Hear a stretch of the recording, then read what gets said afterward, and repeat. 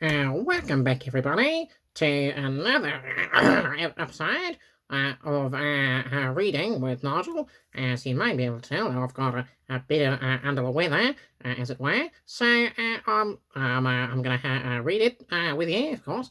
But I will be. I may sound slightly different, and for this I apologise. But all's well that coughs well, and what we have here today is a continuation of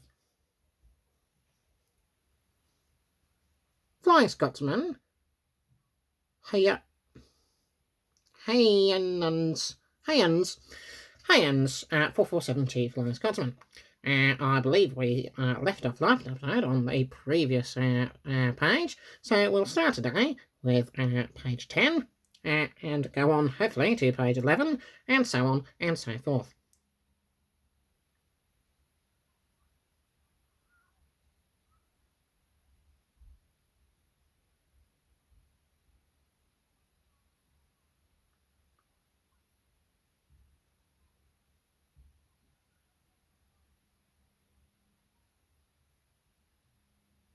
Mm.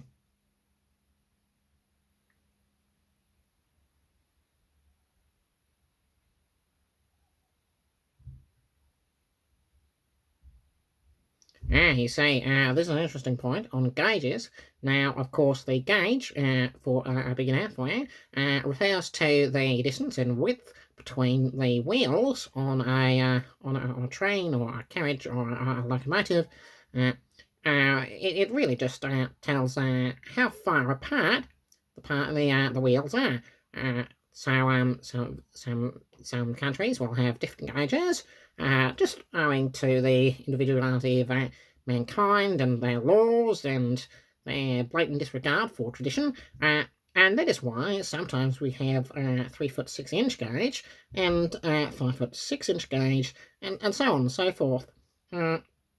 There are, of course, some locomotives and trains and carriages that are able to change their gauge whilst in motion, whereas these were constructed with a gauge and they kept it like that.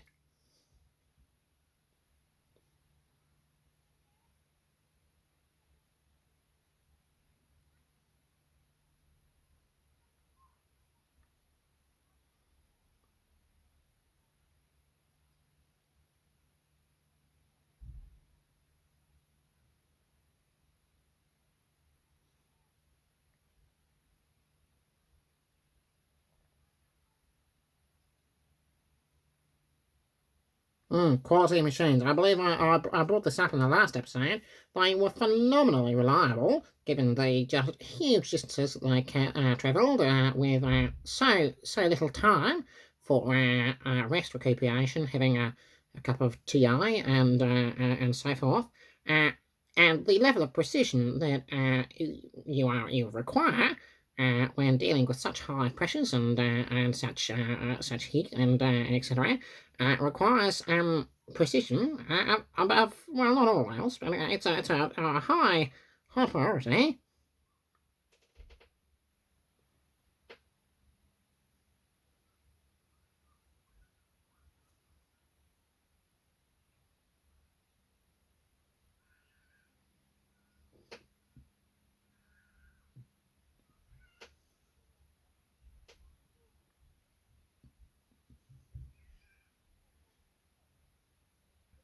I'm sorry, there may be some drop bears outside. I do apologise.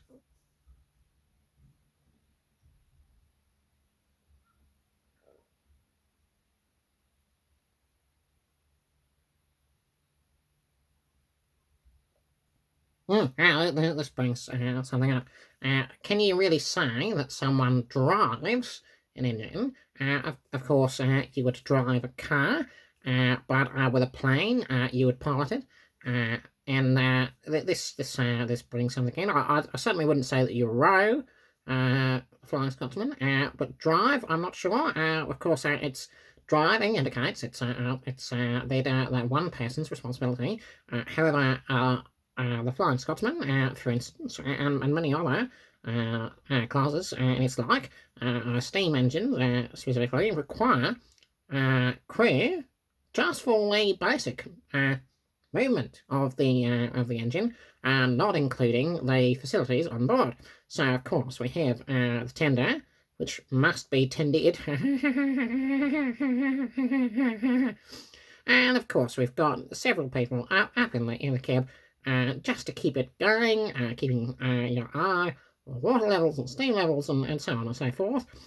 So I don't want to give you the impression that there was one person driving. That the firebox require one or two or 12 people. It's a difficult job, and not something that many people realise, or rather don't get the respect that these deserve.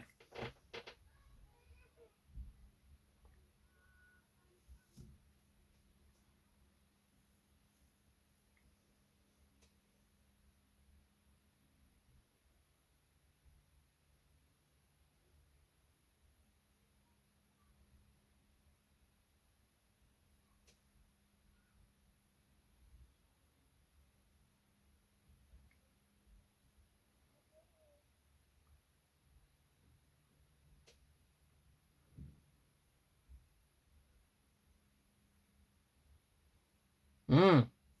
We have a picture here. That's very nice. I'll leave you to admire that when I take a sip of my beverage.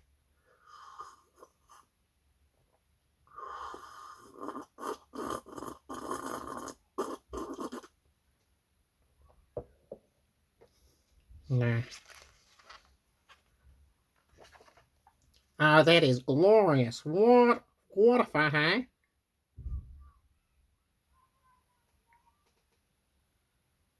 Mm.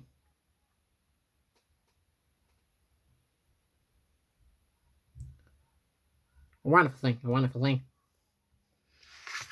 Well, I don't want to move ahead too fast, so there you go. Okay.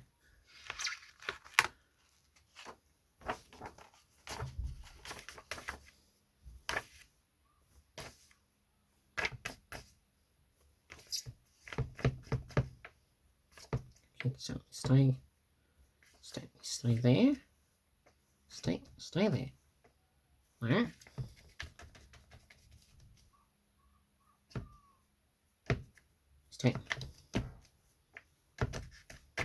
Stay there. Right. Yeah.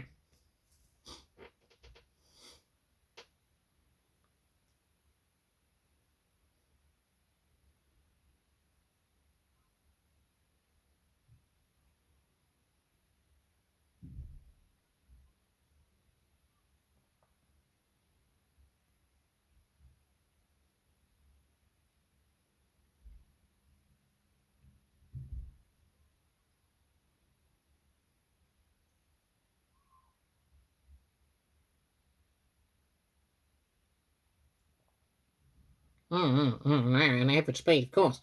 Now, many locomotives or by their speed, of course. We have famously the Miller, of course, Tornado, the first to get up to the same thing as continuous or regular speed, because of course we don't go in straight lines, we don't go on level ground all the time, and any vehicle when turning must reduce speed. But well, of course, not all. But concerning the amount of mass that you have with such a thing here, and there is only so much physical energy that these things can take. So you really do. There will be bottlenecks, as we say, in the business, and that explains why the average speed will come down when, of course, these locomotives are capable of going much higher speeds, and the same way that your average family Wolseley is capable of going much faster than the 20-mile-an-hour limit. But of course, this is something that's really not something that that's always something that's something that what happens is where all the corners and gates and sheep and etc.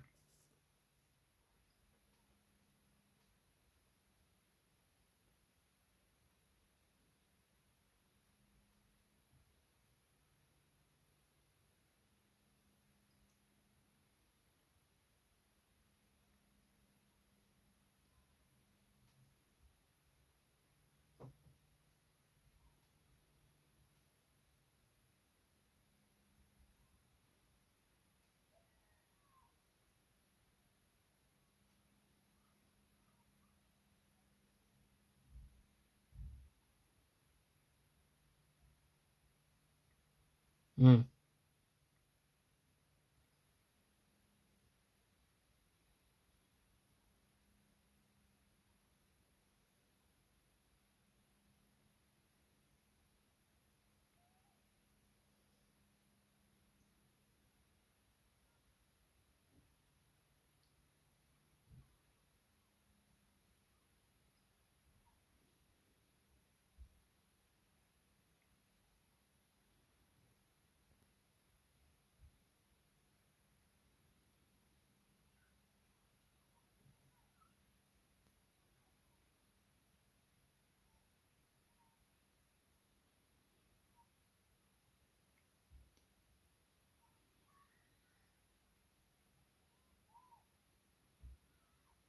Mm, 1950s, 1960s.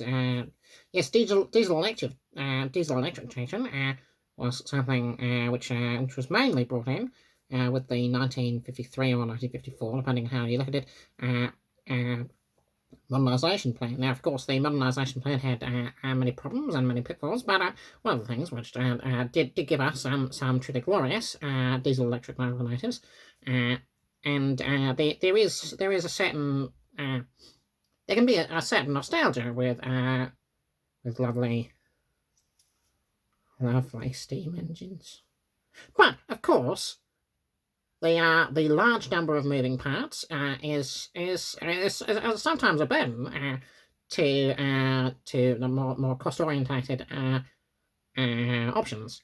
Whereas diesel electric and pure electric cut down on not only the amount of reciprocating parts, but the pressures involved. Of course, a diesel engine, whilst fuel injected by its very nature, is not bringing up the vast amount of pressure and volume that you come up with a steam engine. Now, steam engines, of course, require a vast volume of high pressure steam, whereas diesel can be injected into a cylinder and exploded, and the energy comes from the explosion there and there, instead of potential kinetic then being changed through pistons and wheels into kinetic energy, of course.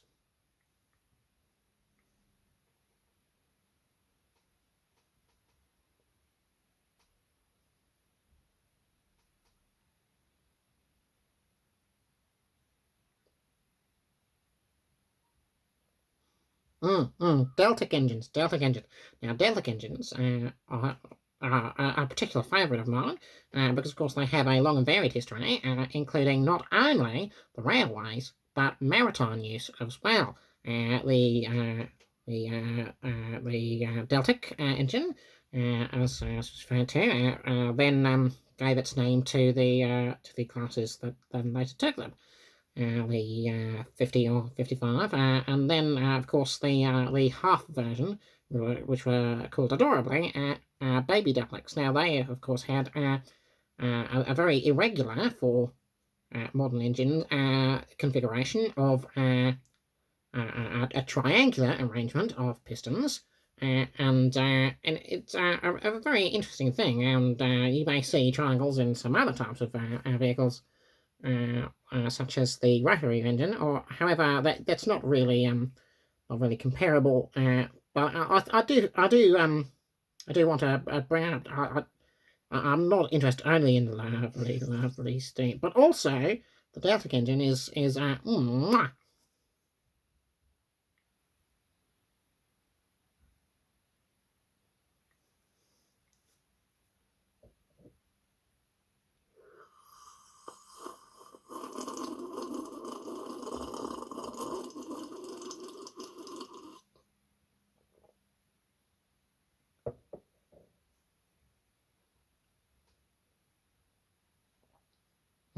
the intercity. Yes, the intercity 125, very lovely.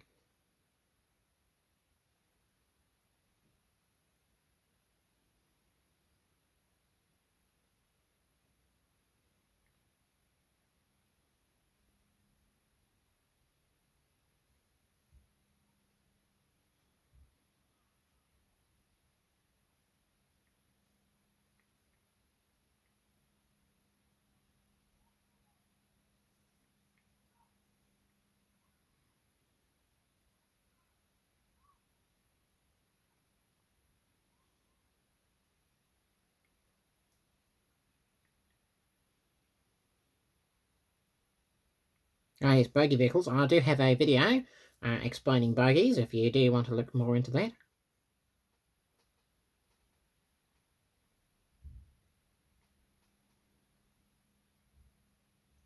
The Doncaster works, of course.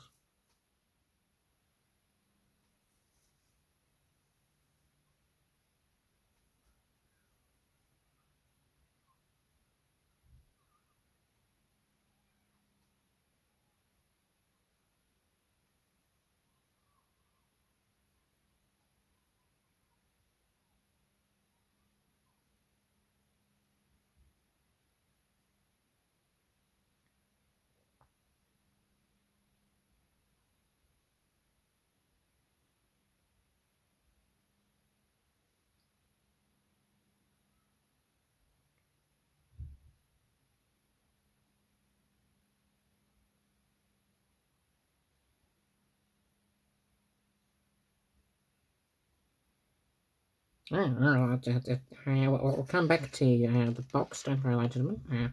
Just got to finish the paragraph.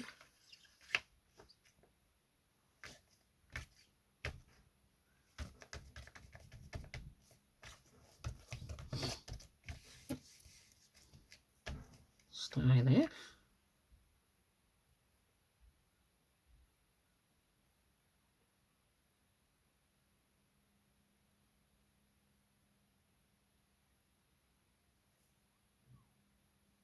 Okay, and we'll come back to the box. Yes.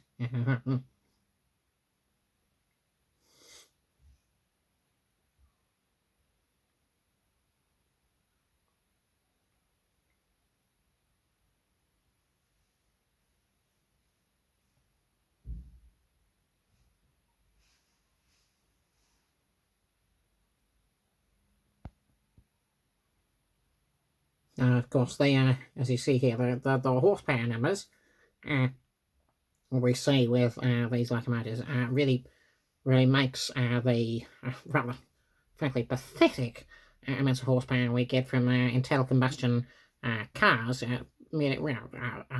spiral into insignificance compared. I mean, even the most basic of diesel or electric motors were far in excess of 1,000 horsepower, and here we've got, for instance, the Deltic with 3,300, and the Deltic is again something I've mentioned before. It's really it has a style of its own, and I know dieselification and electrification were a controversial thing at the time. I really think that with the benefit of hindsight, we see that we must really feel a sense of we really want to accommodate these things, and not only accommodate, but really love and appreciate these things, because some of these were truly works of art, and we owe some things to our modern locomotives, of course. We still want locomotives to be relevant, despite the frankly shocking levels of car use. It's just selfish, and look at how many people you can get on train. Anyway, I won't blame the point. Well, thank you so much, ladies and gentlemen, for reading along with me as part of 4472 Flying Scotsman's book. This is Hyans. Hyans. That's really... There we go. I do hope you've enjoyed. Well, do come back next time, where we'll once again don the reading gloves, and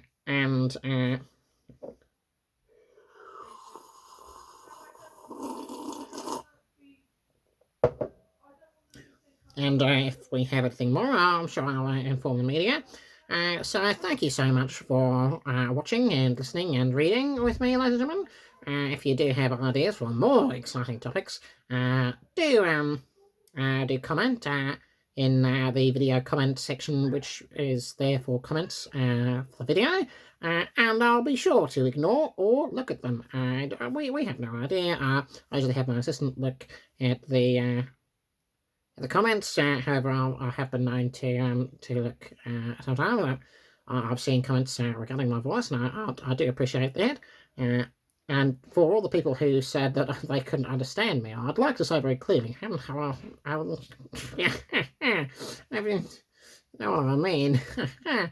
No site radio, and they're all over the place, and that's really where we get the peanut oil and the peanut and where we find all these things that really bring together the sorts of people and the places that has the evocative sights and smells that, of course, long ago past Marrakesh. Many of the things that we visit, and all of the many different times that together in our life we come together and bring together a sort of sense of community and pride in this bold and imaginative scheme. And I think Brian made a point there when we look towards an Scotsman, and with of course, the London Edinburgh, and it's not really something that you could really hype for a driver with such a tender in a box and a spark arrestor with all these these modern ideas of piston correctness and for the track improvements, of course. That's with the journey time rapidly declining. We've got so much of the sonic and of course tectonic plates that bring together a community of like-minded individuals who, plastic form and metal form and metal fatigue with the, and the camera obscura of the kind of soul and integrity of the modernisation plan, which brings us into a sort of modern age that, of course, whilst modern is not always better. And we say modern, we don't mean, of course, I'm not going to sit here and say that your modern comedians and musicians are anywhere near as powerful as the Deltic, with even half of the cylinders in the half cut with the 3300. And what we find with a livery in these certain cases is that rubber bands have only so much elasticity. With of course metal fatigue comes into it, but with the rubber can perish, and then you're really you're left in the station with no train. Anyway, I'll say goodbye, ladies and gentlemen, to you and me and all of us together, with so many of these things that bring together that sort of community and the feeling that we bring to our